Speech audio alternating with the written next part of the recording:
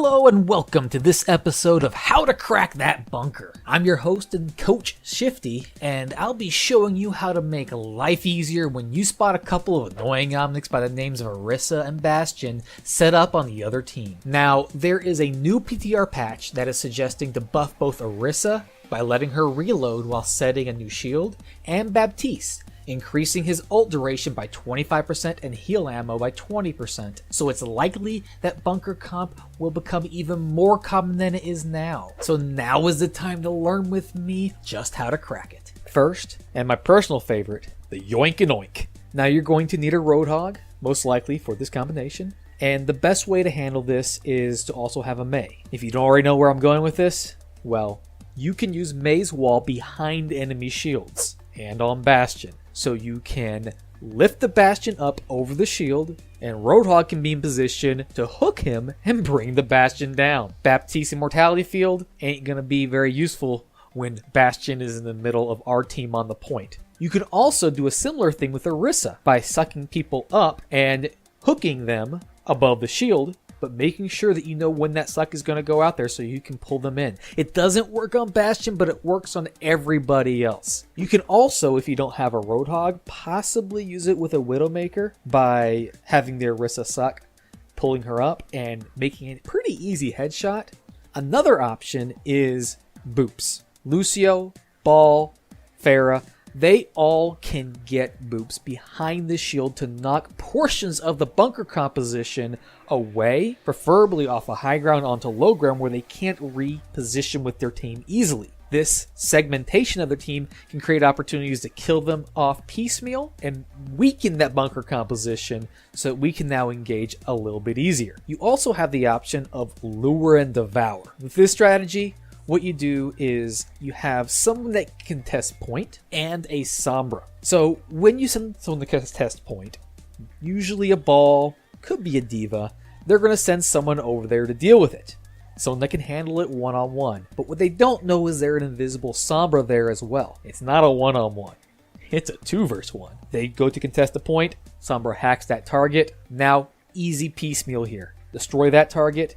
And now, same just like the boop, you have a much easier composition to deal with. If all else fails, and you can't get any teamwork, even two people working together here, then the best strategy is going Sombra and just building up EMP.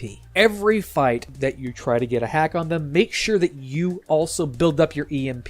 Building up your ult charge should be your priority number one for every fight, whether you win or lose. Lost a fight, clear loss, I don't care. Get me 20% ult charge, 30% ult charge. I want to have EMP as soon as possible. Not 3 minutes into it, maybe a minute and a half, at maximum 2 minutes into it. EMP can be a fantastic way to break bunker composition. Almost every hero is vulnerable to it. Just make sure that when you do EMP, make sure to hit at least that Bastion, Baptiste, and any support ults that you think might have a defensive ult available, including Mei, which can also make things tricky if they happen to be running a Mei. Alright, okay, so you know that your team isn't going to be able to pull off any of the strategies we just talked about earlier. Really?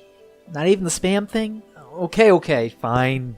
We've all been there before where your teammates lack discipline, teamwork, and possibly a fully functioning brain.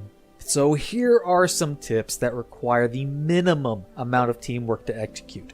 Although you will still need your team to at least follow up on these opportunities, so be sure to communicate when you do it and make sure that they are ready. Option number 1, spam comp. Using a composition comprised entirely to maximize your range spam potential to destroy the enemy Orisa shield and take advantage of their inferior long-range kill potential is a great way to burn down their bunker, especially if you can't get your team to play more than one tank. What you need for this composition is at least a tank for either a Ball or an Orisa. On DPS, a combination of Pharah, Hanzo, Soldier, Sombra, or even Bastion. And on heals, you want a Zenyatta and either a Mercy or an Ana. Now, this strategy is great for Bastion-based compositions because they lack that long-range potential, and the further away the bunker comp is going to be from your intended areas of spam, and the more angles that you can get, the better the strategy will work. As you can see here, multiple angles can be had from all portions of our team. We're running Zenyatta and Mercy on heals, Pharah, Soldier, and Hanzo on DPS, and the balls are single tank. Every single hero in this composition, save for the Mercy, are going to be obliterating the shield on the bunker composition on the top right corner, where most bunker comps hold on first point defense Numbani. Your goal is to take multiple angles to spam and hit the shield at the same time, just as Orisa refreshes it. Targeting a fresh shield versus an old shield will cut your damage that you need to break through their defenses by half. So it's important not to be surprised by them Orisa putting a new shield up if you're shooting a shield that's already been there for a while. However, if it's a fresh shield, it's really going to make it a lot easier to get that bunker composition to start worrying. Once you do break the shield, keep up the spam, but don't charge the point just yet. Only your tank should pressure the point, while everyone else keeps their strategic positions and gets ready to blow up whoever comes down to contest it. Now, once they do get another shield up, rinse and repeat on the damage for that shield to put more pressure on them until they've got nothing left. Play it safe, play it smart. This is a war of attrition that the bunker comp simply loses to because they have no answer to it unless you make multiple big mistakes. Watch out for Orisa's Halt ability. It's better to make sure you avoid it entirely instead of eking out a few more seconds of spam. And be careful about your health because it's difficult for the healers to heal you in this composition because you're so spread out. If you're the one being focused by the Bastion or the enemy team, make sure you're near some covers and you can react quickly. Don't be afraid to ask for a healing orb or to get a nearby health pack. Another option that you have is that you can dive them. The objective of this composition is to get past that annoying Orisa shield itself quickly and to focus on one target at a time. You should play heroes that can contribute to the fight with this in mind. D.Va and Balder tanks a choice here. Not Winston because he's likely to get destroyed by their large close range damage that a Bastion and other of these heroes can provide. While Ball can engage quickly and get up to 1300 total health while he pile drives in to cause both distraction and disruption. And D.Va can come up with the team using her Matrix when the entire team dives in and Bastion decides to focus his attention on someone that isn't Ball. Afterwards, she can pound away on the focus target and drop off before her mech gets destroyed. Genji, on the other hand, can dash in and use his deflect after D.Va runs out of Matrix to take Bastion out of the fight even longer, while focusing him down and being evasive. If you run a Tracer with this composition, make sure to let her get into position first where she's only a blink away to be able to engage on the target. Same thing with Sombra. Make sure she gets in the position behind the enemy and has a hack opportunity before you go in. Prime hack targets here are Bastion and Baptiste. Baptiste's hack will get rid of that annoying immortality field and his regen burst AoE heal, while hacking Bastion obviously takes away the majority of his damage and defensive potential. Now, if they are running a Baptiste, then please remember to back off a bit and kill that immortality field when it pops out, before going back in to finish the job. The initial dive can be a feint to cause them to throw that 20-second cooldown early while also clearing the area of any annoying turrets that might be active. You simply have to survive, heal up, get your cooldowns back, which come up much quicker than a mortality field, and then re-engage to finish them off. If they have a Mercy, remember that she will try to res the first person you kill. Do not let her, and make sure you punish her for trying. Keys to success are to make sure everyone is ready for the dive before you commit to it. Make sure everyone reaches the target near the same time, and make sure everyone is attacking the same target. No split DPS. Finally, remember that surviving is usually better than an extra second or two of doing damage at low health if you have your healers alive.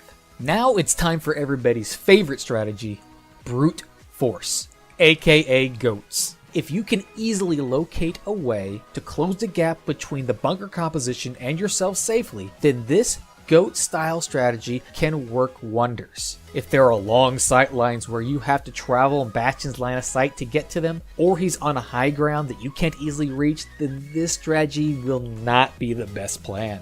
Keep that in mind. Now, for this plan, you go a tanky, close range composition similar to goats that can get on top of the bunker safely and destroy them at close range. You're going to absolutely need a Reinhardt, Lucio, and D.Va for this to work. You also would preferably like to have a Zarya, though a Reaper or Sombra can also work, and 2 of these supports in Brigitte, Moira, Baptiste, or Zenyatta. Now the key is to find an opportunity to close the gap on them safely while using Lucio's speed boost, D.Va's defense matrix, and Reinhardt's shield. Bastion is great against tanks at medium range. However, it takes him a long time to chew through all that health at close range. Using a combination of Lucio's speed boost and Reinhardt's shield hopping, you should be able to cross short gaps safely while using minimal D.Va defense matrix that you can save for later on actual engagement. Most bunker comps are really slow at transitioning, and they're super vulnerable when you catch them repositioning. Use this to your advantage and hit them hard and fast. In this example, you can reach the payload all the way from the choke at bridge in a single speed boost if you don't stop. If they're not extremely efficient in their transition, this can be an easy way to catch them by surprise. If they have a Baptiste, remember to call out the immortality field and focus it down immediately before going back to the Bastion. Don't waste your time with the Orisa as your first target. If you're running a Baptiste of your own, try to position it in spots that are out of line of sight from the Bastion but covers where we're taking the fight to keep the team alive even longer. Think of spots around corners or even behind the payload, but remember that your team needs to be in line of sight of the immortality field to gain its benefits. No matter what strategy you use to take on bunkers, don't get frustrated if it doesn't go as smoothly as it should. It takes much more teamwork to crack a bunker comp than it does to play it, which is why it's so popular right now. However, it's a comp that has its weaknesses that we discussed, and if you can find the right plan for your team, you can score some easy SR. Know what else can help you get easy SR? GameLeap.com has even more pro guides and courses to help you with a ton of other situations and individual hero advice. Costing about the same as a Twitch sub, we're confident you'll love our help and the value it provides. In fact, if you don't like it, we'll give you a full refund within 30 days. So get your membership today by clicking right here. See you on the inside.